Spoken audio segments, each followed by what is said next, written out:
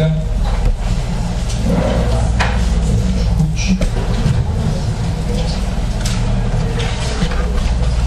Então eu compartilhei com você na primeira parte do livro sobre os prejuízos de uma liderança fraca. Observamos que pela vida de Elimeleque e seus filhos, que uma liderança fraca traz muitos prejuízos. Traz perda, traz desamparo, traz solidão, fracasso, tristeza. E todos nós estamos envolvidos no nível de liderança. Você é pai, você é irmão, você é irmão mais velho, ou você é mãe, ou você tem pessoas que se inspiram em você, ou levam em conta o que você diz. Então todos nós estamos envolvidos no nível de liderança. Nós percebemos por essa primeira parte que Elimeleque e os seus filhos, eles tiveram uma liderança fraca que produziu tudo isso em sua própria família. E nós compartilhamos que uma liderança fraca, ela tem pelo menos 3 características. A primeira delas é independência. Nós observamos que Elimeleque, o nome Elimeleque significa meu rei, meu Deus é rei, ou meu Deus comanda. E no entanto, Elimeleque, ele agiu de forma oposta à sua própria identidade, porque ele vivia nos dias onde os juízes governavam. Essa é a informação que a Bíblia nos dá. E essa informação é importante porque, então, quando nós vamos atrás de saber como é que eram esses dias dos juízes, nós percebemos a informação contida lá em Juízes capítulo 17, verso 6. O que está escrito lá? Juízes 17, verso 6. Alguém leia, por favor? Naquela época não havia rei em Israel, cada um fazia o que parecia certo. Naquela época não tinha rei, não tinha liderança, cada um fazia o que achava que estava certo. Eu falei com você que num ambiente assim, num ambiente que cada um faz o que acha que é certo, você acaba perdendo a sua identidade. Elimeleque perdeu a dele. A identidade era: meu Deus é rei, o meu Deus comanda. No entanto, ele acabou fazendo algo sem Deus comandar. Ele saiu de Belém sem Deus mandar. Falei para você que tem vários personagens da Bíblia que saíram do lugar onde eles estavam e foram para outro porque Deus falou para eles sair. Foi assim com Abraão, foi assim com Elias, foi assim com Jesus, quando o Espírito Santo falou para ele ir para o deserto. Eles foram guiados porque Deus falou com eles. No entanto, no caso de Elimeleque, ele agiu sem Deus comandar. Ele agiu de forma contrária à identidade dele. Muitos de vocês são homens de Deus, são mulheres de Deus, são realmente pessoas que amam o Senhor. As pessoas foram chamadas para a obra. Mas se você começar a viver num ambiente de independência, você vai começar a perder essa identidade. Assim como Elimeleque. Então, abandone essa mentalidade de independência. Falei para você que alguma das coisas para você abandonar isso é você, por exemplo, gostar de prestar contas. Você possa gostar de prestar contas. Nós vivemos num mundo onde as pessoas são atacadas na sua mente para não prestarem conta de nada da sua vida. Onde prestar conta parece ser algo negativo, mas justamente o contrário. Você seja uma pessoa que gosta de prestar as contas. Entenda que isso é força para a sua vida, é proteção para a sua vida. Romanos 13, verso 4, a Bíblia diz que a autoridade não é para o mal, é para o bem. Então, tenha alegria de ter alguém sobre você. Fala para o seu vizinho, tenha alegria de ter alguém sobre você. A segunda característica de uma liderança fraca que nós compartilhamos é que uma liderança fraca é uma liderança que cede. E nós compartilhamos que Elimeleque cedeu no tempo da fome. É no tempo da necessidade que você é testado. É quando falta algo é que você vai ser testado. E foi assim na vida de Elimeleque. Havia fome em Belém. E o que ele fez? Ele tomou uma atitude muito imprudente. Ele saiu de Belém e foi morar com a família numa terra estrangeira. Pior ainda, foi morar numa terra inimiga. Foi morar em Moabe, um povo inimigo de Israel. Ele cedeu àquele momento de fome. E o que acontece? Nós percebemos que a vontade de Deus é estabelecer colunas. Olha para o seu filho e diz assim: a vontade de Deus é que você seja coluna na casa de Deus. Coluna na obra. Coluna. E a coluna, ela tem um aspecto muito peculiar. A coluna não sai do lugar. Colunas não cedem. Colunas permanecem. Colunas precisam ser fixas. Vamos entender antigamente? Veja, nós observamos isso. Elimeleque, ele cedeu. E ele saiu justamente de onde, irmãos? De Belém. Saiu de Belém. E Belém significa casa do pão. Casa do pão. Agora você imagina, se na casa do pão a pessoa está tendo dificuldades, imagine fora de Belém. Se na casa do pão está tendo fome, é fora da casa do pão que vai ter comida, irmãos. E isso é algo muito significativo para mim e para você. Muitas vezes você acha que o lugar onde você está é um lugar que está faltando, está tendo necessidade, você fica tendo a ilusão de que fora de lá é que vai ter a resposta. Fora de lá que você vai encontrar a bênção. Não vai. Lembra da arca? A arca de Noé, realmente, talvez, eu acredito que era algo muito desconfortável. Viver com aquela bicharada toda, você imagina. Tantos dias, não tendo outra paisagem para ver, a não ser aquela bicharada toda, aquele mau cheiro terrível que imagino que havia.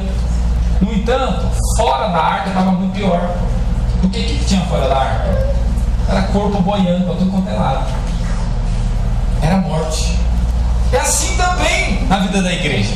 Muitas pessoas têm a ilusão de que na igreja está ruim, está desconfortável, não estou me dando bem com aquele irmão, com aquela pessoa. E aí ela sai, mas fora da arca só tem morte. Olha para o seu vizinho, fora da arca só tem morte. Então muitas pessoas cedem e acabam saindo do propósito. E nós compartilhamos que a terceira característica dessa liderança fraca é a omissão. Veja, depois da morte de Elimeleque, os filhos de Noemi poderiam ter assumido a responsabilidade de retornar para Belém. No entanto, eles não fizeram isso. A Bíblia diz que passou-se 10 anos e ainda eles estavam ali em Moabe. E o que foi o resultado? Quase 10 anos depois, eles morreram. Malom e Quilion. E o nome de cada um deles significa enfraquecido e quebrado. Enfraquecido e quebrado. E o que acontece? De fato, eles tiveram uma liderança fraca também. E eles não fizeram o que tinha que ser feito. Isso é omissão. Quando você não faz o que tem que ser feito, você está se omitindo. Isso também é uma característica de uma liderança fraca. Traz muito prejuízo isso. Nós precisamos então ter iniciativa. O que é iniciativa? É a virtude de fazer o que precisa ser feito. Diga assim: iniciativa é a virtude de fazer o que precisa ser feito. Então aí nós vamos ter o equilíbrio. Por um lado, você não pode ser independente, você ir fazendo o que você acha que tem que ser feito porque você quer ter iniciativa. Mas por outro lado, você também não pode parar de fazer, né, o que tem que ser feito. Fala: não me falou, não quero ser independente, então eu não vou fazer isso aqui, não. Veja, não, tem que ter um equilíbrio. Por um lado, você tem que ter a criatividade, a iniciativa de fazer as coisas e prestar contas. É um equilíbrio santo esse. Quando estava acompanhando antigamente, você pode perceber, eu fico vendo alguns irmãos, né? É por isso que é tão bom trabalharmos com equipe, trabalharmos em célula, porque alguns irmãos enxergam coisas que às vezes nós não enxergamos. E o que você precisa ter? Você precisa ter essa atitude de prestar conta. Pastor, o que você acha que nós fazemos assim? Pastor, veja, tão tranquilo isso. Agora, onde está o problema? É quando você quer ter iniciativa alinhada com independência. Aí dá problema. Como você está entendendo, amém? Aí é tempo do juízo, onde cada um fazia o que achava que era certo. Vocês estão acompanhando? Por um lado, então, você precisa ter iniciativa, e por outro lado, você me presta contas. Ou presta contas ao seu líder. Amém ou não amém? Amém. Segunda parte, nós compartilhamos sobre as razões para a lealdade. Nós vimos então que Noemi então teve que ter essa atitude de voltar para Belém. E ao voltar para Belém, ela iria enfrentar uma jornada difícil. E as suas duas noras então tiveram que escolher se iriam acompanhá-la ou se iriam voltar, retornar para Moabe.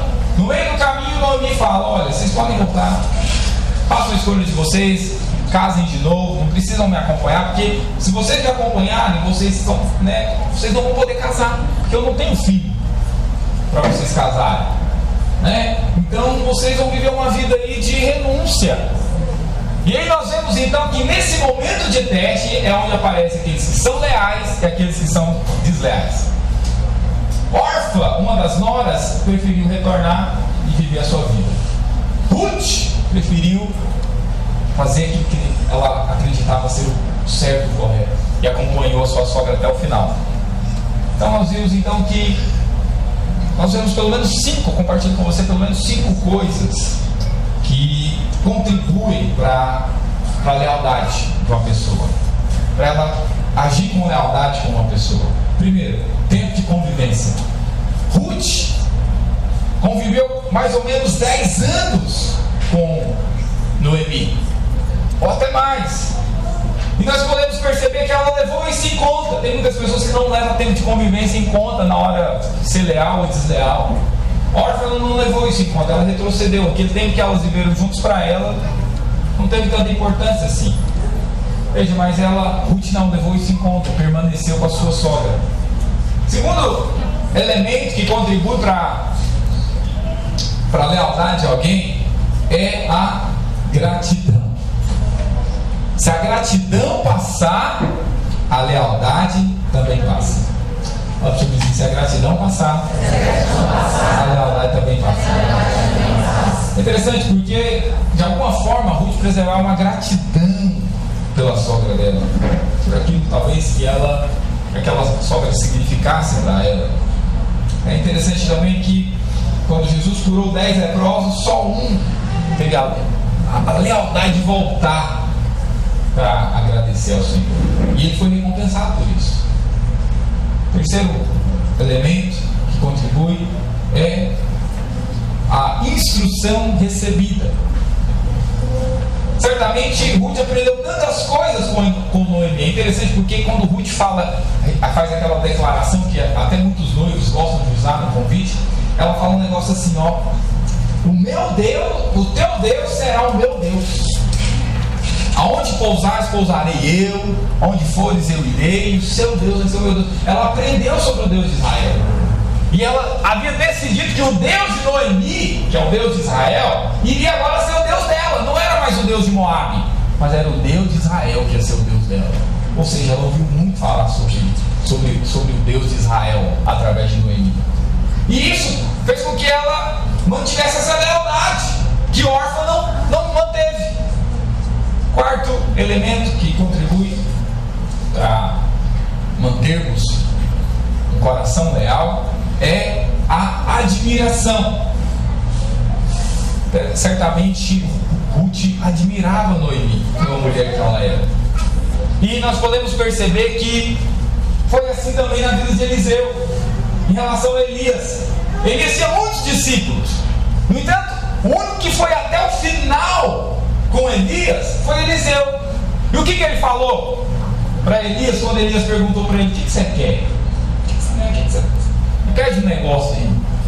Nós podemos perceber a fala de Eliseu, a admiração dele por Elias. O que ele falou? Eu peço porção dobrada do seu espírito. O que aconteceu? Ele recebeu, porque havia nele uma admiração. E aí nós podemos perceber algo também. Você recebe aquilo que você honra. Você só recebe aquilo que você admira. Nós podemos perceber essa admiração de Eliseu, e ele recebeu exatamente isso. Por último, nós vemos a disposição de pagar o preço. O Senhor Jesus falou para os discípulos que queriam andar com ele. Falou: olha, as raposas têm covis, as aves do céu têm ninho, eu não tenho nenhum de pica na cabeça. Se quiser me seguir, tem que entender isso. E ele falou outra coisa para um outro que queria conviver mais tempo com os seus pais. Ele falou: olha, deixa os mortos sepultarem os seus mortos, vamos cuidar, né, de trazer vida para as pessoas. E um outro que falou que queria primeiro despedir, voltar para despedir dos pais, e falou: olha, quem põe a mão na arada, olha para trás também, não vai dar conta de entrar nesse ritmo aqui, nesse padrão aqui. Veja, há uma disposição de pagar o preço. Andarmos em lealdade uns com os outros, há uma necessidade de preço. Você percebe Você percebe? Ruth, ela teve essa disposição de pagar o preço de caminhar com Noemi. E hoje nós vamos entrar nessa terceira parte, finalizar esse seminário.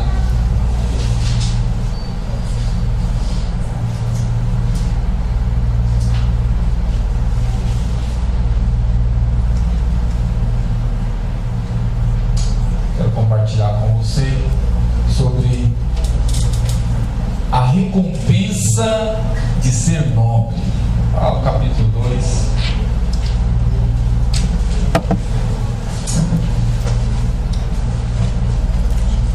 Livro de Ruth, capítulo 2.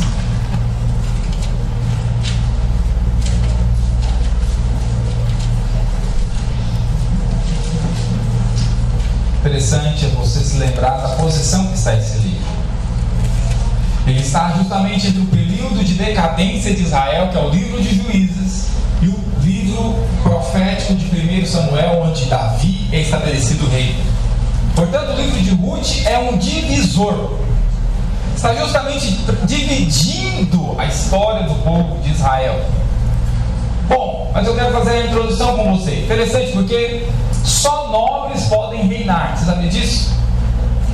Fala assim, só nobres podem reinar. Só nobres podem reinar. Sabe disso? Só pessoas da nobreza que podem reinar. Já viu na Inglaterra? Quem é que reina lá? Só os nobres. Em todo reinado é assim. Só os nobres podem reinar. Só o pessoal que tem o sangue nobre, faz parte da nobreza, esses podem reinar. Interessante porque nós vemos isso acontecendo nesse padrão humano, que é uma imitação imperfeita da palavra de Deus. Diz que alguém é nobre no padrão humano para distinguir da plebe, sim ou não? Então, por exemplo, todo reino tem, você estuda história, não é mesmo? Nos lugares onde tem reinos, qual que é a divisão das classes sociais? Nobreza. O que mais? Tem um segundo, não estou lembrando, e tem a plebe. Tem três classes. Os burgueses. Tem os burgueses e a plebe.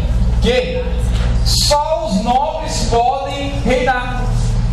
Agora é interessante, porque no padrão humano, para ocupar a classe nobre, tem que possuir a linhagem sanguínea de nobre. Então, por exemplo, você vai ver nos príncipes ingleses, né? É sempre ali da família. Bom, e no padrão de Deus, quem é que é nobre? Bom, está lá em Isaías 32:8. Abra lá, Isaías 32:8. Quem são os nobres no sentido espiritual? Diz que se encontra, diga amém. Amém. Controleia. Mas o liberal projeta coisas subversivas. Mas o liberal projeta coisas liberais. Não gosto dessa tradução, não.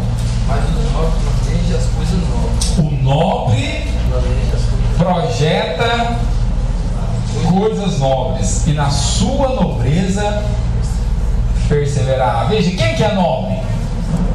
Quem pratica coisas nobres. Esse é o nobre, de acordo com a palavra de Deus. E a nobreza, irmãos, é a mais alta classe de um povo. Aonde existe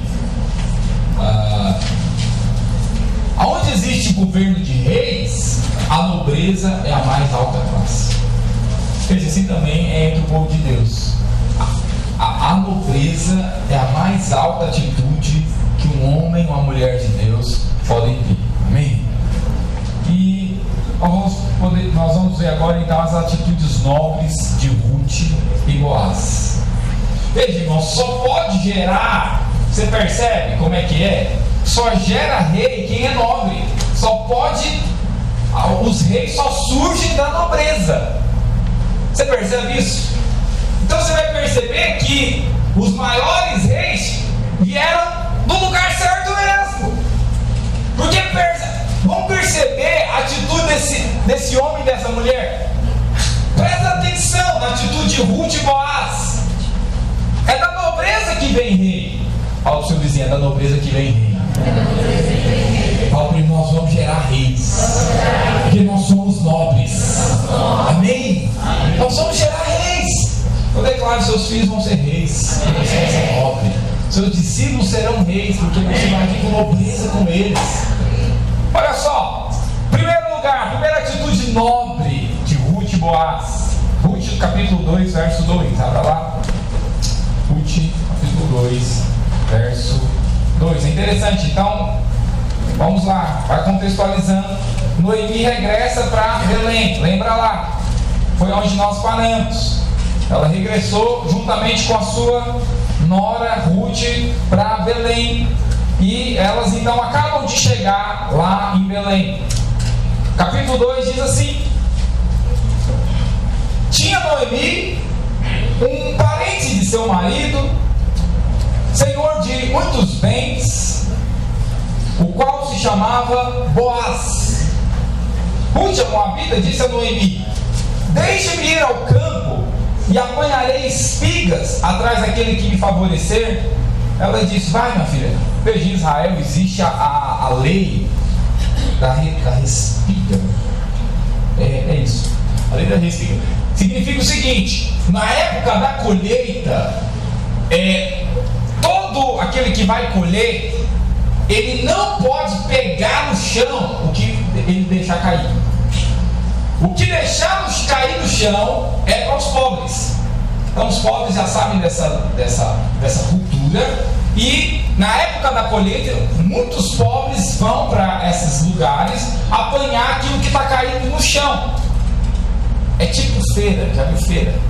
Não sei se já fez isso, eu já fiz isso. Estava lembrando. Eu e minha mãe, irmão, porque você acha assim, Deus me tem prosperado muito, mas eu me lembro uma época, não sei se a Ruth passou por isso, mas a minha mãe levava eu e meu irmão para a feira, essas feiras de verdura. E aí o que ela falava? Ela falava pra gente ir catando as verduras que caíam da banca. Essa situação. A gente ia lá porque o negócio era difícil, irmão, um tempo atrás, o negócio não era fácil, não. E eu me lembro que a gente ia pra feira e meu irmão morto de vergonha. Lá pegar o tomate, a gente pegou pra pegar ele.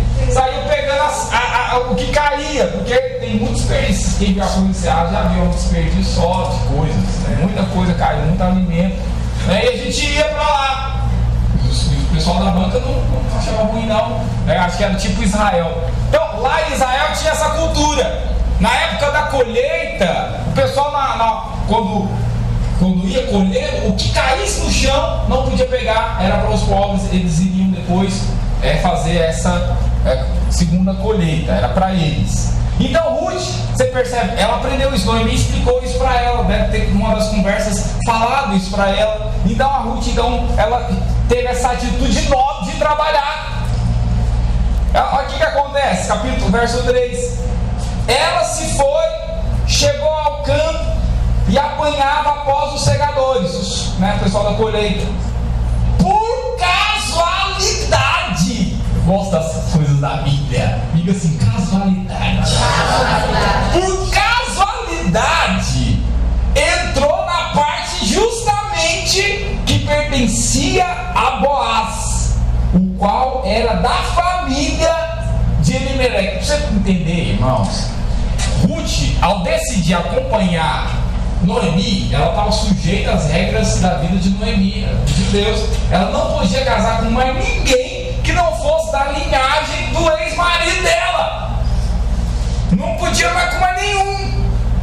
Ou ela ia viver agora solteira para sempre, ou depois de 10 anos, se encontrasse alguém da família do ex-marido, podia ser. E olha o que acontece. Porque ela, olha só, irmão, muito interessante. Porque ela inventou de ir trabalhar, Deus providenciou o marido. Talvez pode acontecer com você.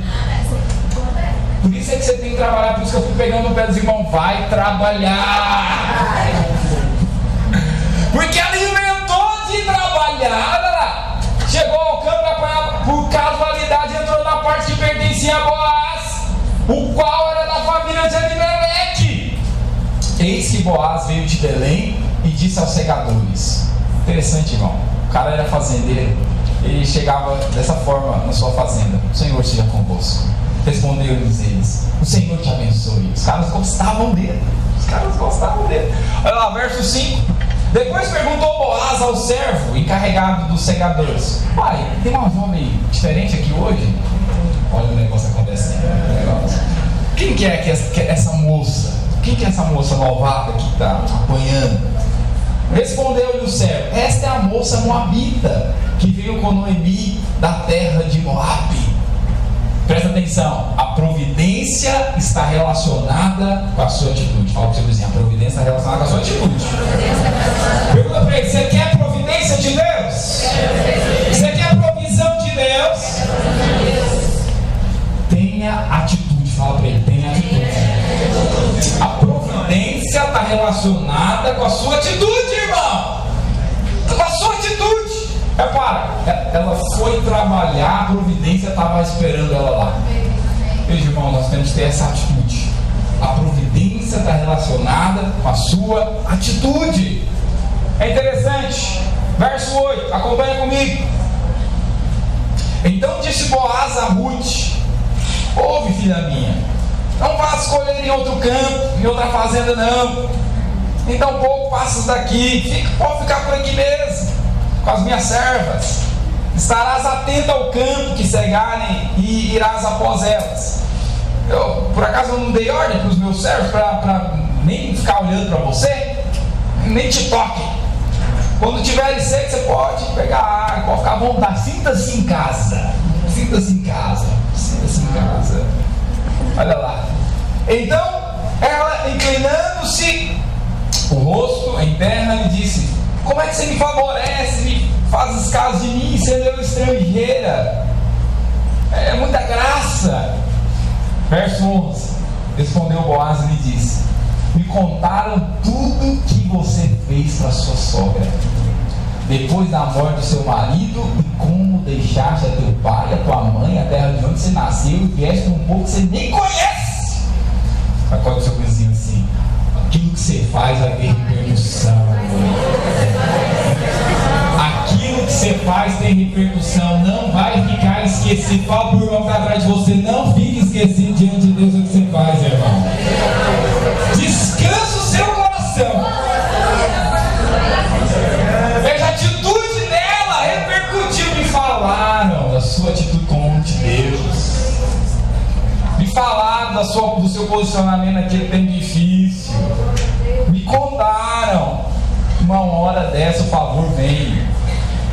Olha lá, verso 12. O Senhor retribua o teu feito e seja cumprida a tua recompensa do Senhor Deus de Israel, sob cujas hastes você veio buscar refúgio, vai te recompensar.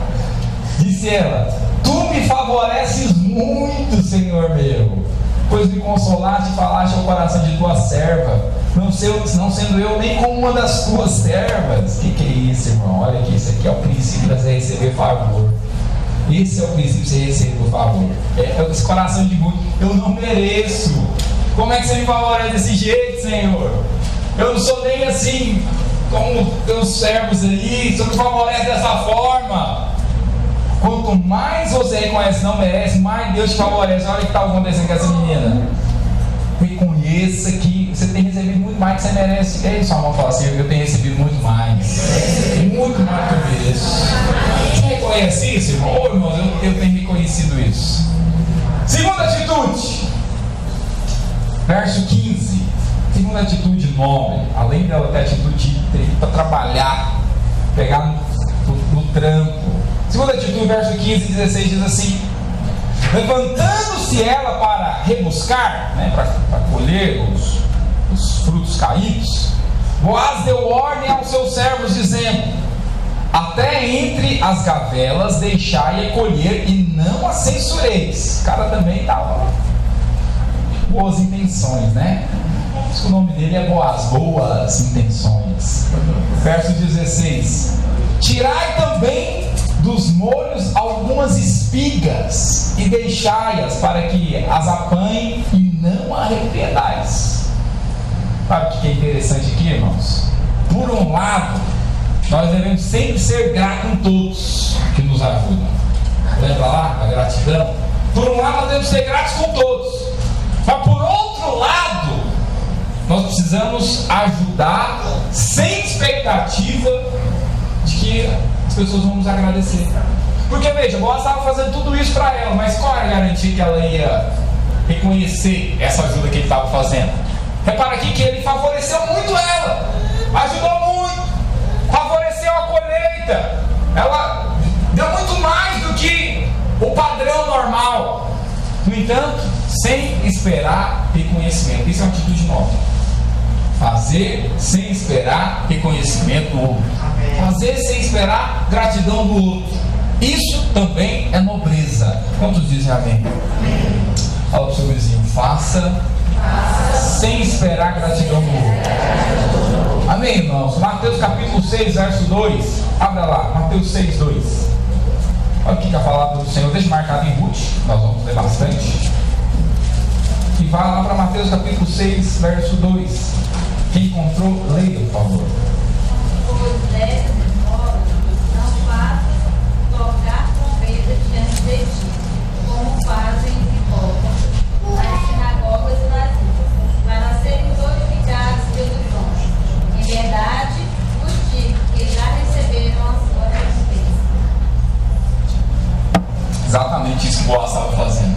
Estava ajudando, estava favorecendo, sem esperar recompensa, reconhecimento por parte de Ruth. Isso também é nobreza. Terceira atitude, capítulo 3, verso 8. Olha o que acontece na história. Capítulo 3, versículo... vamos ler a partir do verso... Capítulo 2, verso 19, para você entender a história. Capítulo 2, 19, vamos voltar um pouquinho. Capítulo 2, 19 diz assim: então lhe disse a sogra: onde você colheu hoje? Você parece que você está colhendo muito, menino. Onde você está colhendo? Você está colhendo mais do que os demais? Nunca vi alguém para ir no campo de respique e trazer tantos frutos. Onde você está colhendo? Onde você está trabalhando? Bendito seja aquele que te acolheu favoravelmente. Ô irmãos, uma das palavras mais repetidas nesse capítulo aqui é favor. Favor. E Ruth contou a sua sogra onde havia trabalhado e disse: o nome do Senhor em cujo campo trabalhei é Boaz. Então Noemi disse a sua sogra: bendito seja ele do Senhor, que ainda não tem deixado a sua benevolência nem para com os vivos, nem para com os mortos. Diz-lhe mais Noemi: esse homem é nosso parente. Nosso parente chegado é um dos nossos resgatadores. Veja, irmão, o que é o resgatador? Na lei de Israel existia o princípio do resgatador, que era o seguinte: quando uma família ficava endividada, ou quando, por exemplo, no caso de uma família, a mulher ficava viúva e sem ter deixado filhos, então, para que aquela família pudesse continuar constituindo-se, né, e pudesse continuar existindo, havia o princípio do resgatador. Um parente próximo dessa família, né, ou do falecido, ele poderia assumir aquela família, assumir aquela viúva e também assumiria as dívidas para que aquela família continuasse existindo. Como você entendeu antigamente? Veja, isso foi o que aconteceu com a nossa vida. Nós estávamos em dívida por causa do pecado. E para que nós pudéssemos continuar existindo, um parente próximo nosso deveria pagar a nossa dívida, teria que nos resgatar. Por isso que Jesus teve que vir. Ele se fez homem para se tornar parente nosso próximo, nosso semelhante, para que ele então pudesse pagar a nossa dívida em nosso lugar. Vocês estão entendendo, galera? Veja, então havia esse princípio na lei de Deus, o princípio do resgatador.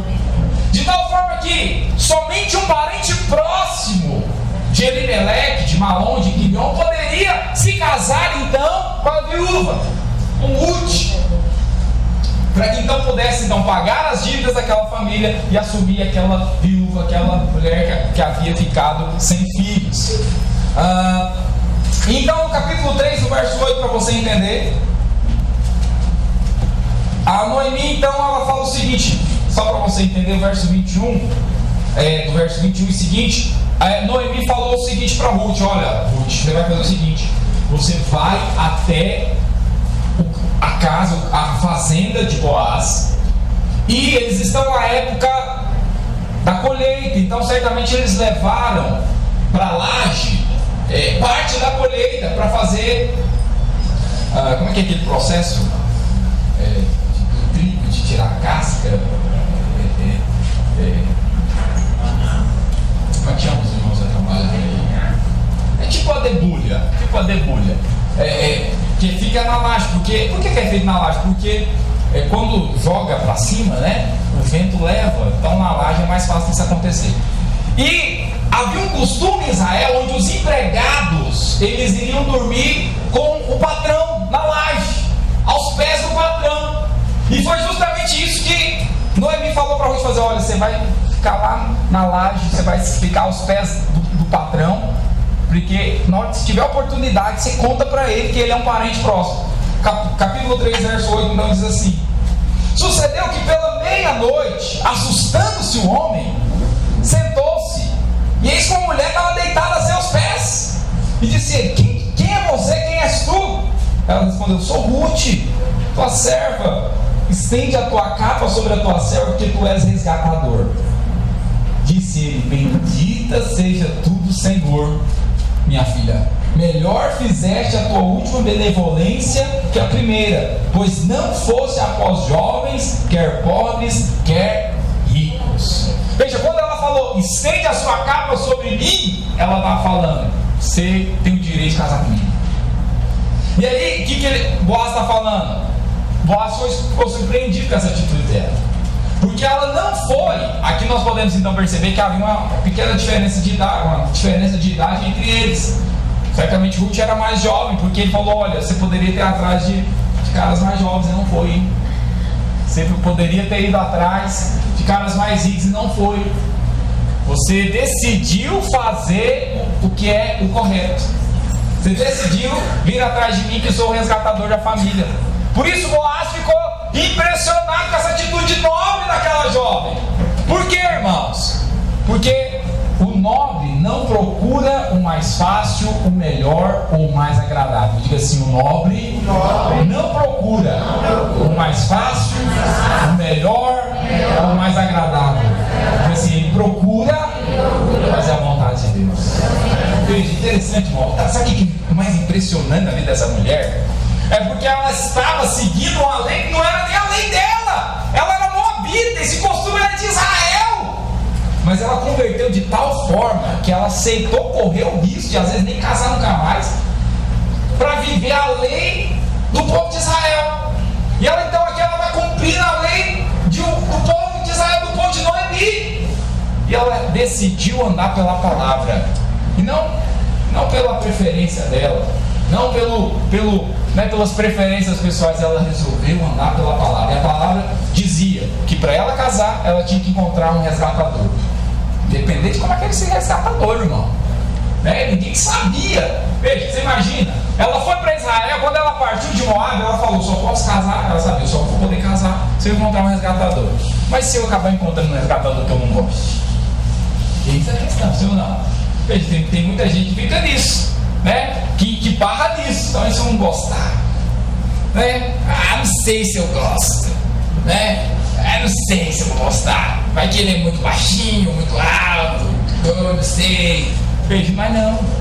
Ela foi pela palavra. E se ele for pobre?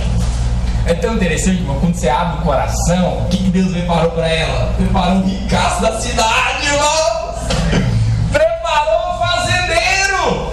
Tudo porque ela abriu o coração. Preparou um cara boa pinta, um cara de Deus demais, um cara que chegava na fazenda e comentava todos os servos ali um por um cara gentil, um cara gentleman mesmo.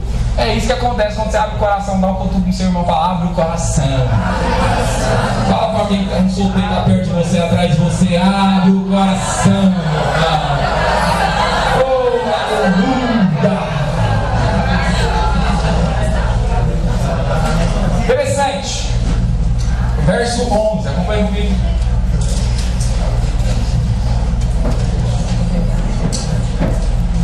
Outra atitude nobre, você percebe só atitudes nobres desse casal, só atitudes nobres de Ruth e Boaz. Verso 11, vocês estão acompanhando? Amém ou não amém? Diz assim: agora, pois, minha filha, não tenhas medo, não fica com receio não. Tudo quanto te disseste eu te farei, pois toda a cidade do meu povo sabe que você é mulher virtuosa. Toda a cidade sabe que você é mulher virtuosa. Pensa no impacto do caráter dessa mulher, irmãos. Toda a cidade já sabia do coração dela, da atitude dela.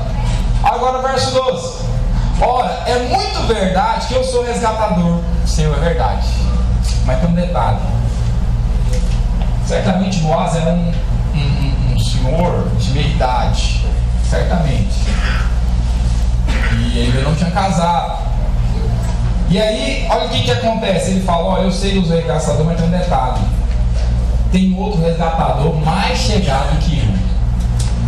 Diga assim: honestidade é uma característica dos nobres. Vocês viram, você percebe aqui? O cara sabia que ele era resgatador, mas sabia que tinha mais direito que ele, que era mais próximo que ele, que era um parente mais próximo do que ele. Ele não quis fazer as coisas, a rebelião, não, beleza, então vamos oficializar isso aqui. Ele não quis dar uma de espertalhão. Fala para 2 ou 3 irmãos: sai dessa onda de espertalhão. Sai dessa onda de espertalhão. Às vezes eu fico vendo alguns irmãos assim, querendo, às vezes, essa onda de espertalhão. Não vá por essa. Não vá por essa. Anda na verdade, sempre. Anda na verdade. Eu gosto muito de um texto de Coríntios. 1 Coríntios 12, se não me enganado, 3:13. Que diz que nada pode contra a verdade, senão pela verdade. Diz: nada pode contra a verdade, senão pela verdade. Se não me engano, esse texto está lá em 1 Coríntios 12:12. Abra lá, vê se acha esse texto para mim, para você marcar na sua Bíblia e gravar e andar por ele.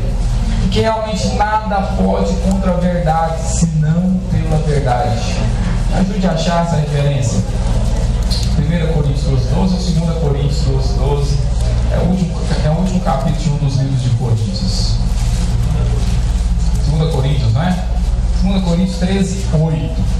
2 Coríntios 13:8. É o último capítulo de 2 Coríntios. 2 Coríntios 13:8. Eu gosto muito desse texto, porque de fato nos mostra que a verdade é imbatível. Diga assim para o seu vizinho: a verdade é imbatível. Nada pode contra a verdade. A Bíblia diz: nada podemos contra a verdade, senão em favor da verdade. E interessante, Boaz já andava por esse princípio. E embora ele pudesse ocultar isso de Ruth, ele falou: não, olha, tem alguém que tem mais direito que eu, na verdade. Eu quero muito. Talvez ele poderia até falar isso, mas não é o correto, não é o mais honesto. Nós precisamos comunicá-lo. Sabe o que é honestidade? É não se aproveitar de uma situação alheia. Sim ou não? Mas às vezes nós achamos que certas situações é bênção de Deus, mas não é. Quando alguém te passa o troco, R$50, você vai pagar aquela prestação e devolver o troco R$50 a mais. Não é para você falar assim: Deus me abençoando, aleluia, já tem o lanche da célula. Não é bênção. Isso é desonestidade. Você está aproveitando a situação alheia. Você entendeu, antigamente? Veja, Boaz estava numa situação como essa, e ele não se aproveitou da situação alheia. Quinto, Ruth capítulo 3, verso 14. Pedido que você encontra, diga amém. Ruth 3, verso 14.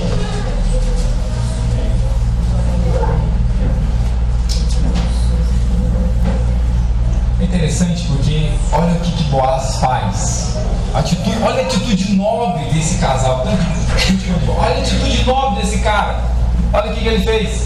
Verso 13: fica-te aqui esta noite, e será que pela manhã, se ele quiser te resgatar, ok, bem está, te resgate.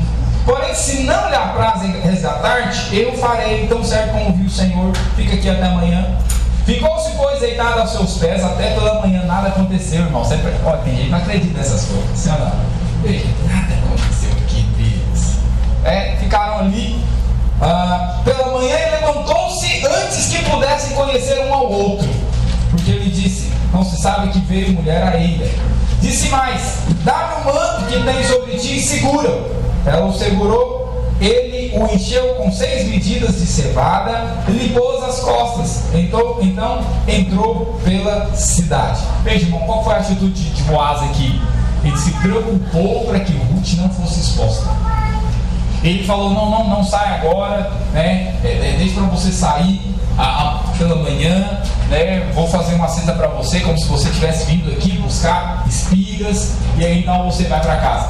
Por quê? Porque qualquer um, ao vê-la lá na eira, lá na laje, com o chefe, já ia pensar coisa. E eu ia. Ele procurou guardar a integridade dela. Sabe, irmão, ser nobre é se preocupar para que o outro não seja exposto. O que o mesquinho é? O mesquinho, ele quer expor. O mesquinho expõe, coloca na tela, fala para todo mundo, não preocupa de guardar o outro. Mas o nobre guarda. Sabe uma coisa? José também se preocupou em guardar Maria, lembra? Ele não sabia o que estava acontecendo. De repente, irmãos, porque eu fico... Um dos homens que eu admiro na Bíblia também demais é José. Ele estava noivo de Maria, e o noivado naquela época era sério, semelhante, como se fosse um casamento já. E ele estava noivo de Maria, e de repente, convivendo com Maria, ele percebe ela toda hora passando mal, percebe ela toda hora tendo enjoo, percebe ela, sabe, tendo todos os sintomas da gravidez. E ele pensa consigo: eu não me tentei com ela. E ele pensa: e eu conheço ela, é mulher de Deus. O que está acontecendo? Como é que isso vai acontecer? Você percebe a crise que José passou? No entanto, irmãos, é interessante porque se ele quisesse, se ele se achasse tão injustiçado ou traído por Maria, sabe qual era a penalidade sobre Maria? Apedrejamento. Ela iria ser apedrejada publicamente. Então aí José ficou num impasse. E agora? Por um lado eu conheço ela, mas por um lado eu estou vendo as evidências. Ela está grávida. Ele teve que escolher ser nobre. E o que ele fez? Mateus 1, verso 18. Quem pode ler, por favor? O que José resolveu fazer? Ele resolveu ser nobre. E a Bíblia diz que ele fez algo muito nobre. Leia, por favor. Ora, o nascimento de Jesus foi assim: estando Maria, sua mãe, desposada com José, antes de se ajuntarem, achou-se ter concebido do Espírito Santo. Então José, seu marido, como era justo, não queria defamar, e tentou deixá-lo secretamente. E projetando ele isso, eis que em um sonho lhe apareceu um anjo do Senhor, dizendo: José, filho de Davi, não temas receber a Maria, tua mulher, porque o que nela está gerado é do Espírito Santo. Repare, irmão, quando você tem atitude para ser homem de Deus, Deus fala com você. Na hora que José decidiu: não sei o que está acontecendo, cabeça, um turbilhão de coisas, mas eu não vou fazer isso. Eu vou sair secretamente, eu vou para um outro lugar, mas não vou expô-la. Eu vou sofrer o dano, se eu fui traído, o dano vai ficar comigo. Não sei o que aconteceu, não estou entendendo. Se ela ficou com outra pessoa, eu vou levar sobre mim essa vergonha, mas eu não vou fazer isso. Esse cara foi nobre demais. O cara foi nobre demais. Todos nós podiam fazer uma coisa dessa, ainda mais naquele tempo, dos judeus, mais machistas do que qualquer homem de hoje em dia. Ele iria expor na hora aquela mulher. Ela ia ser apedrejada. No entanto, ele não quis fazer isso. Sabe o quê? O Senhor escolheu certinho o cara para cuidar do Filho de Deus. Escolheu José para ser o pai do Filho de Deus. Quantos dizem amém a respeito? Veja, aqui também não foi diferente. O Senhor estava de olho nesse casal. É interessante o Senhor. A questão do casamento é um negócio precioso, irmãos. Quando Deus começou a história com um casal, Adão e Eva.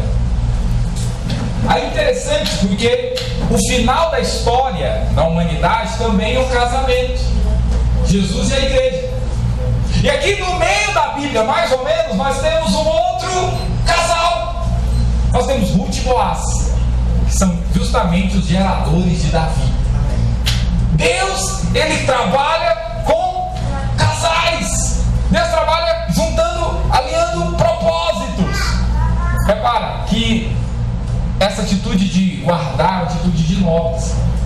Cã já não teve essa preocupação. Lembra do filho de Noé? Assim que ele viu o pai embriagado, o que ele fez? Foi lá fora contar o que tinha acontecido. Expôs o pai. Não foi nobre. O resultado foi o quê? Maldição sobre ele. Agora, Boaz, que guardou Ruth, o resultado foi o quê? Bênção sobre ele. Quantos vezes amém? Então aprenda a guardar, aprenda a cobrir. Por último, nós temos aqui que o nobre, ele é transparente. Último capítulo 4, verso 2. O nobre, ele é transparente, ele anda na luz, ele sabe que nada pode contra a verdade, senão pela verdade. Então ele anda na verdade, a verdade é imbatível. Último capítulo 4, verso 2, olha o que acontece. Então ele chama o outro resgatador. A reunião acontece na porta da cidade, porque na porta da cidade, o portão da cidade era o lugar onde aconteciam as reuniões naqueles tempos.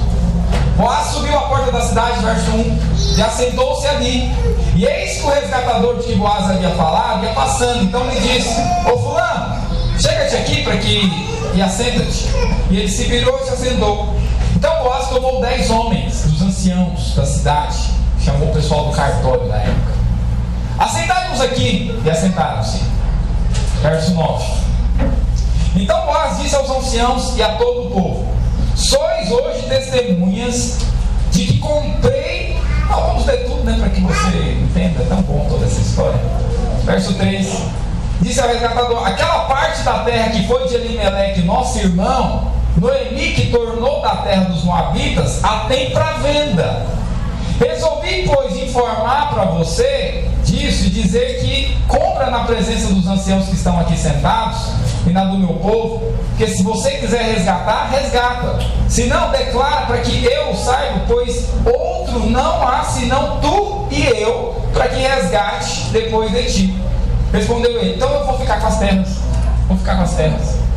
O terreno é bom, vale o preço, eu vou ficar. Eu quero ficar com as terras, sim, eu tenho direito, vou ficar com as terras. O cara foi esperto demais. Olha lá, o verso 5. Disse, porém, Boaz: só tem um negócio. No dia que você tomar a terra da mão de Noemi, você vai ter que também ficar com a viúva, a Moabita, para suscitar o nome do esposo falecido sobre a herança dele. Aí vai ver que o cara já era casado, já tinha filho, já tinha tudo organizado na vida. Verso 6. Então disse o resgatador: para mim não a poderei resgatar, para que não prejudique a minha. Redime tu o que me cumpria resgatar, porém, porque eu não poderei fazê-lo.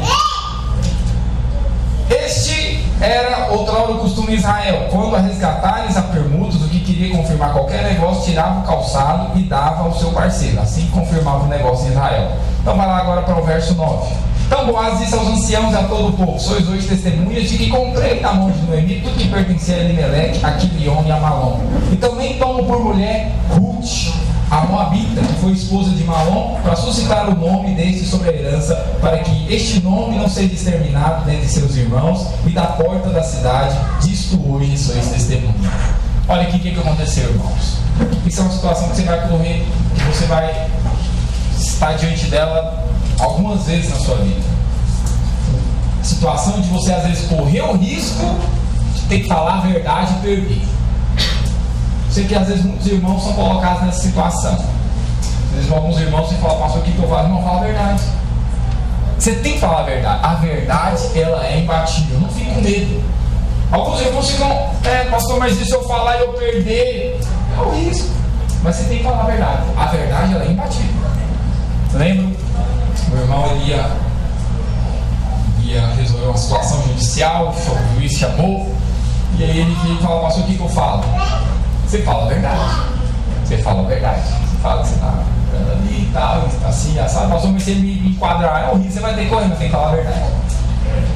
Anda pela verdade, porque a verdade é imbatível. Veja, Boaz teve que falar a verdade para aquele homem. E ao falar a verdade cooperou a favor dele. Todos dizem amém. O nobre, mesmo correndo o risco da perda e do dano, ele é transparente. Sabe o que aconteceu com essas atitudes nobres aqui? Eclesiastes capítulo 7, verso 8 diz o seguinte: melhor é o fim das coisas do que o começo. Olha só o que diz o final desse livro. Você lembra como é que foi o início? Saindo do propósito de Deus, indo para uma terra estrangeira, 2, 3 viúvas, fracasso, destruição, solidão, sem perspectiva de nada. Olha o que acontece no final, verso 13: assim tomou Boaz a Ruth, e ela passou a ser sua mulher, coabitou com ela, e o Senhor lhe concedeu que concebesse, e teve um filho.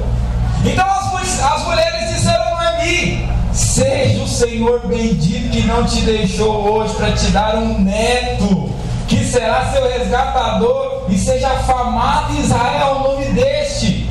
Ele será restaurador da tua vida e consolador da tua velhice, pois tua nora que te ama o deu à luz, e ela te é melhor do que 7 filhos.